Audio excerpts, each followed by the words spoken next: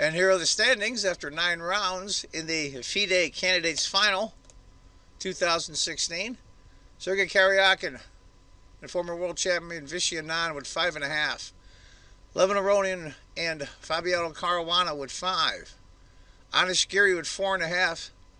Peter Svidler with 4. And my buddy from the U.S., Carl Nakamura, with 3.5. And Veselin Topalov with 3. It's been a tough tournament for Peter and Carl, but they're going to do the best they can. And these are the standings after 9 rounds.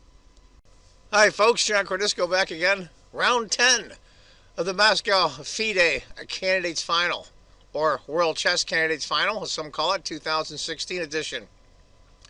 This is a hell of a game. Hell of a game. This game could very well determine who plays for the World Championship.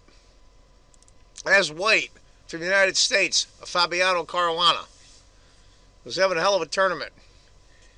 And the old beggar from Madras, Vichy Anand from India, 5-time world champion.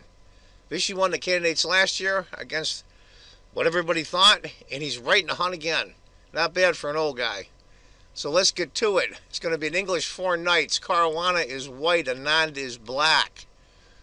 We'll go through the opening a little bit here. It's pretty much standard stuff. I think in this round, if I'm not mistaken, out of the 4 games, I think 2 or 3 of them are English. This old opening's making a comeback, apparently. E4, that's what I love about chess. It's like fashion almost, where you'll get an opening will be played for a while, and then they won't play it for 50 years, and then it becomes popular again. Of course, computers do help. Knight G5, bishop takes, pawn takes, rook E8, F3, interesting move there. Computer likes D3. That's probably what I would do. Weird conglomeration of pawns on the queen side for white, but that does a lot of good things, I think. Queen to C2. He gets the bishop out. But F3. E takes. Now, what would you take here? The rook, the knight, or the pawn? The knight. The knight's the best move. For a bunch of reasons. You don't want nonsense like this knight going here with a discovery on the knight there from the queen. So you just take it with the knight. And your pawns are all intact in the center as well. D5. D4. So white sacrifices a pawn. And according to the computer, that's the last book move as well. Now, bishop G5 is the computer's choice. And I watched the interview on worldchess.com. Actually, they were talking about the game. I'm not going to say what happened yet. But bishop G5 is the standard move here. Fabiano went queen to C2. I don't think it's a novelty, but it's a rare move. H6 for a lot of good reasons. Stops the knight from going there. Stops the bishop from going there. Because without a dark squared bishop, that pin with a bishop would be incredibly annoying. Now bishop F4. Now we get the reason why. It blocks off the queen to C2 move. Stops the bishop from coming here. Knight to E4. Rook A to D1. Now, I'll be honest with you, the computer gives a tiny advantage for white, but I think white sits much better than that, frankly.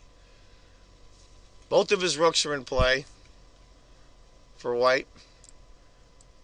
The queen, all minor pieces are developed. This minor piece isn't developed. This rook is really doing nothing. I think it's better than a tiny advantage. A computer will do that because they can figure out everything, but I think it's a lot easier to play for white. Bishop F5. Now it starts getting hairy here. What to do, what to do. And Fabiano did the correct move. Knight to E5. Vichy goes back, knight to D6. Now, interesting, there's a series, you might want to go through it, where knight takes with the attack on the white queen, pawn to e4,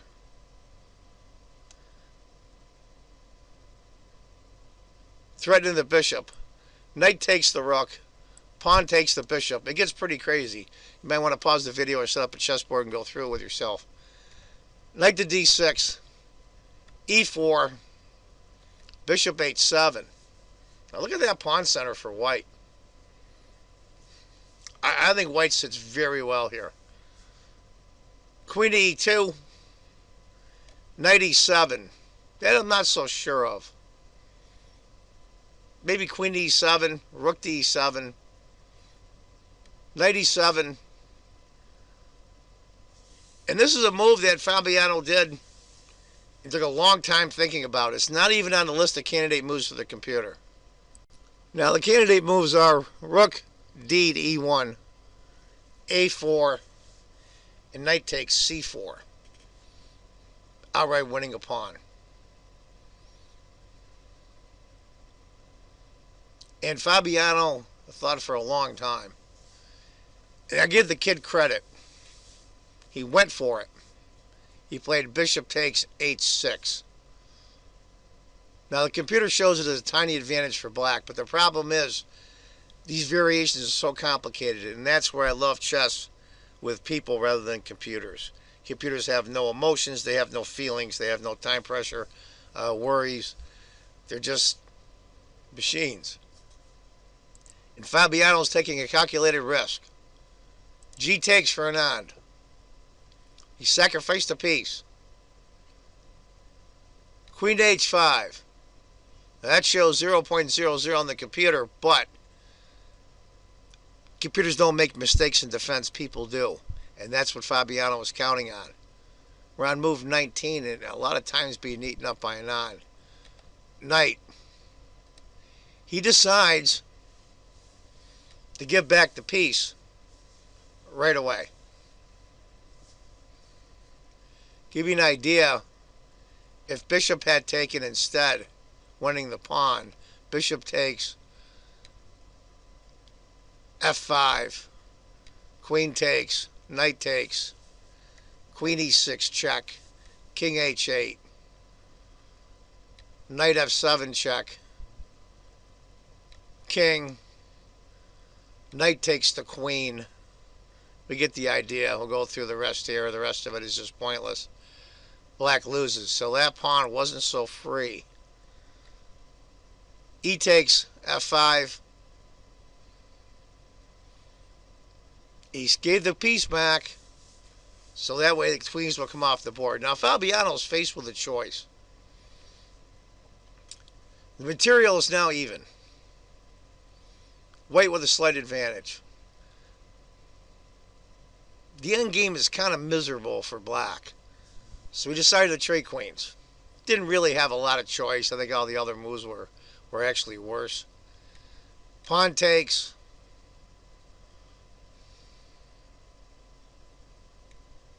And that is the move of the game right here. Computer gives g4. And I'm telling you, this is where computers miss.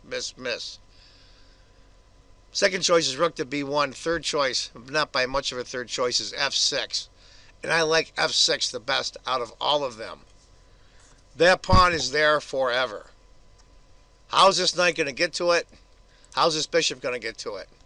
And it's guarding two key squares. I like that a lot. It puts a lot of mental pressure on your opponent. The hell with the computers. People play chess. And this is where I think Vichy stumbles. Rook a to d8 maybe. c6 is probably his best move. Maybe even a5, but I like c6. Knight e4. And it's over a point advantage now for white. What to do, what to do. Bishop takes e4 is computer's choice, but I like Fabiano's choice. Rook f to e1.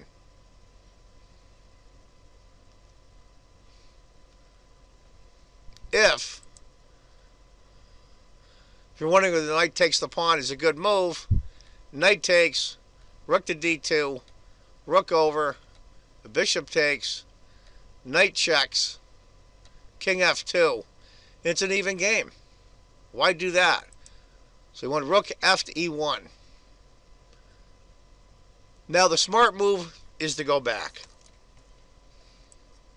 Knight to d6. Helps out with a lot of the defense problems on the king side. Guards some key squares. And also guards this pawn. This poor pawn here is out in the wilderness. But he takes the pawn. And I think that's the beginning of the end for Vichy. Rook to c1. Knight goes back to b5. Do you play rook takes pawn? No. Bishop takes b7. Now the threat is bishop here. Going after both pieces at once. Rook a to d8. He goes bishop c6 anyway. What is Vichy going to do here? We're on move 26, and the clock is winding down. 40 moves of the time control. And a lot of things are going through your mind. Even Vichy, who's had tons more experience at candidates in big tournament games compared to the rest of the field. But that pressure is on you. He plays knight takes d4. He just about has to. Goes down the exchange. Rook takes. King f2. Very, very important move. If rook had taken instead, to give you an idea, rook takes, knight checks, goodbye. It's two pieces. Who wants to do that? King to f2 solves all those problems. Knight to c2. Rook e to d1. Bishop. Knight finally takes the pawn. Rook to e6. Rook checks. And look at this. There's that pawn again. Guarding that square. King to h7. King just simply goes to g1. Rook takes f6. And he goes rook to f1. And Vichy and Anand resigns because after they trade rooks, black is busted. There's no way he can save any of those pawns. Hell of a game by Fabiano. I give him tons of credit for bishop takes h6. It was one of those calculated risks. And I think with correct play, that position is even with the piece sacrifice. And that's what he was going for.